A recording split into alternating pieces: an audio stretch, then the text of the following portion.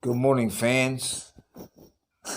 I tried to make a video before, but I made a mistake. So, thanks for tuning in. The subject of this little spiel is Kung Fu and the ultimate truth. Okay, first of all, what is Kung Fu? We all know it as the Chinese martial arts. It's called Kung Fu, but it has a wider meaning than this. It has a wider meaning. It's actually anything, any art that is practiced heading towards perfection, heading towards the ultimate.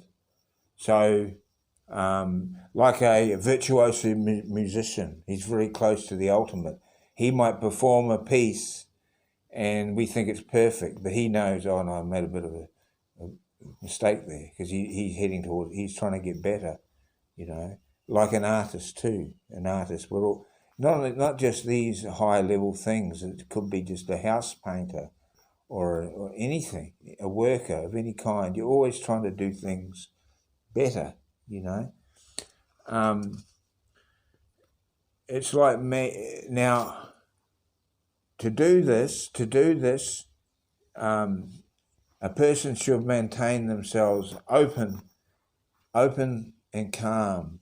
The sky is open, the earth is calm. We should always maintain ourselves in this manner. That way our energy will be full, This is the reason why we practice Qigong, to try and lift our energy, try to get the perfect energy. Because all these arts are just an expression of energy. They're just an expression of energy. So the purer the energy is, the higher level of it is going to help us to attain these things. Now, there's a thing called Wu Wei. Wu Wei is the way that Tao, or the ultimate, produces phenomena. It produces the world. It's always producing the world. It's producing, sustaining, and destroying in every single moment. In every single moment, it goes on perfectly with no effort. And this way of producing with no effort is called, in Taoist terms, Wu Wei. Wu Wei. So this is what we're aiming for, to produce things without effort. I've actually some years ago, I touched upon it myself. I was able to achieve it in some slight way. You know what I mean? And it wasn't anything. It was just my energy was good, very high, and I just did it. I just did things I wouldn't normally be able to do, and that. Okay, now then, there was a Tai Chi master.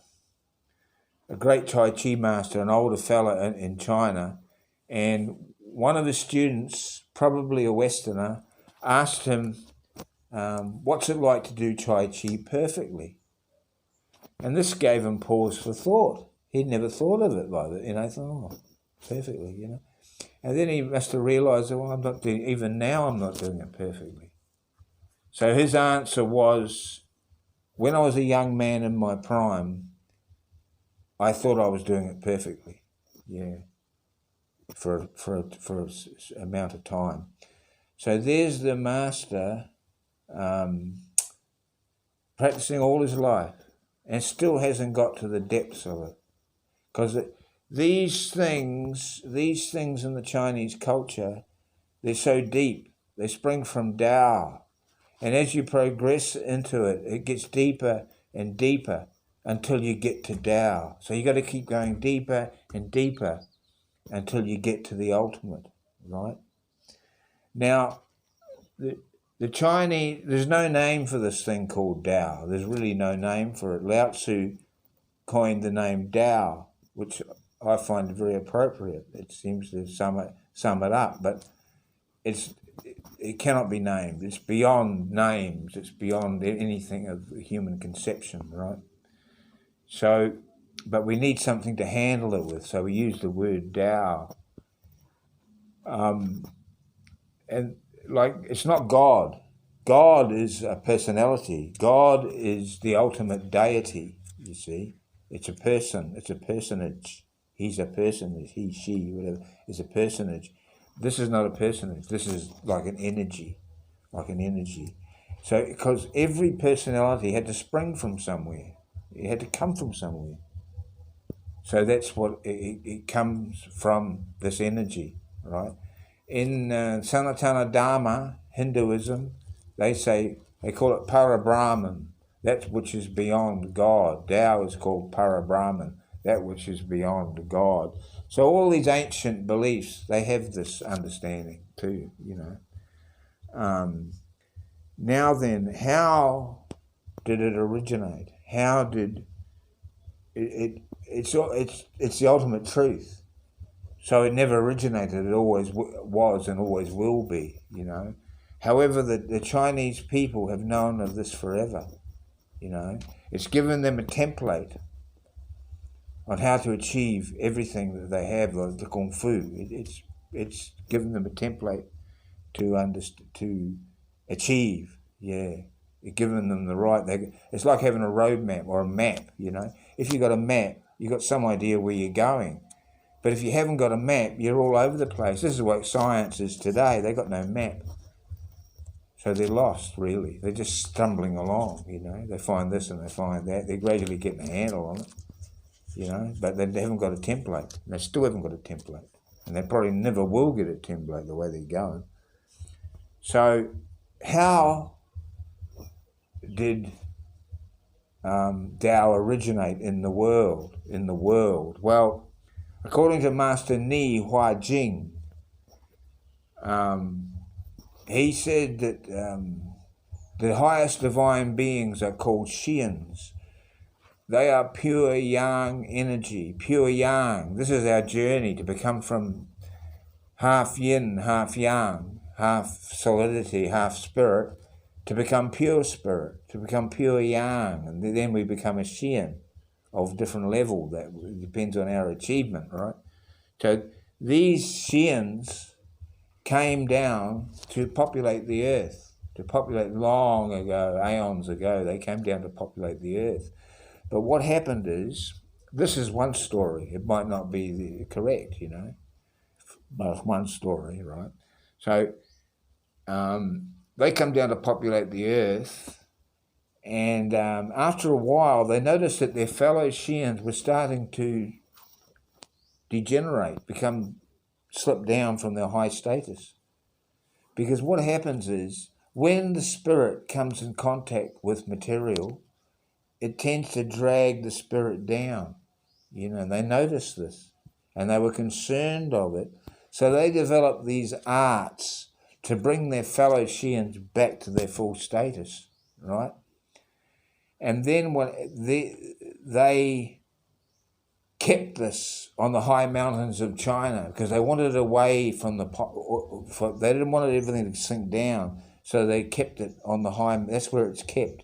It's kept on the high. This knowledge is kept on the high mountains of China, and it's starting to be released to the rest of the world. And now, okay.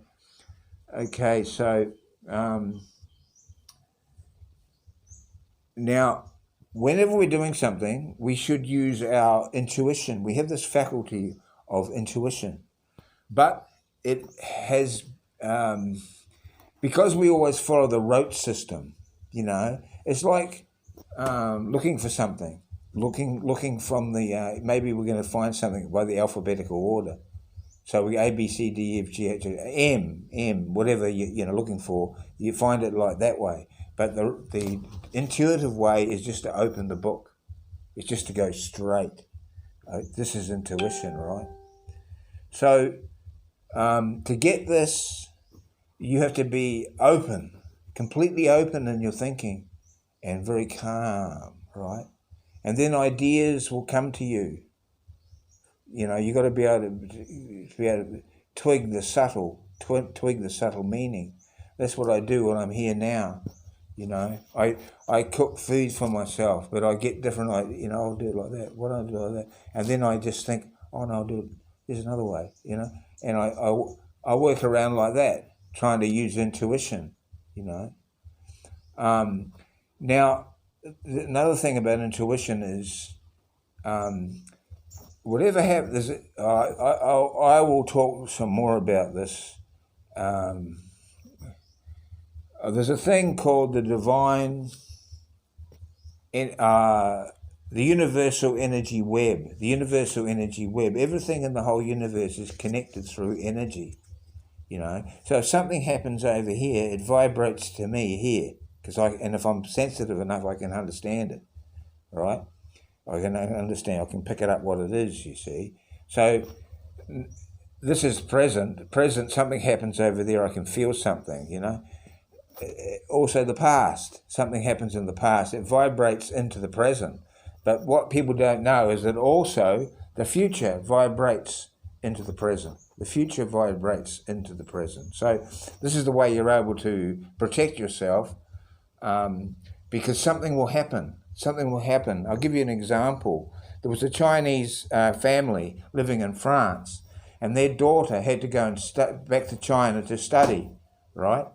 The day before she left, the clock fell off the wall.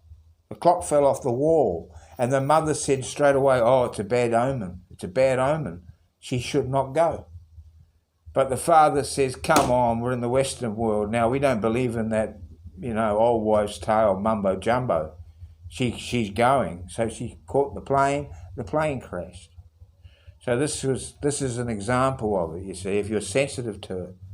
I used to go to work, and sometimes I'd see something, like a tool or something that I see it there. Why am I looking at it? Oh, I might need it. I'll go to work. Sure enough, I needed that, you know. So you can use it in this way. You can use it to know. It's useful to you to know this information, okay? And it's the same with spiritual ideas. They always come to you. They come to you all the time. But you got to be awake to them. You got to be awake to them, you know. I had a thought the other day is our thoughts are not our own. Our thoughts are not our own. And I thought, oh, that's interesting. You know, our thoughts don't belong to us. They belong to the universe. They're not our own, you know. And then I come across a great guru in Nisargadatta, I think his name is, Nisargadatta.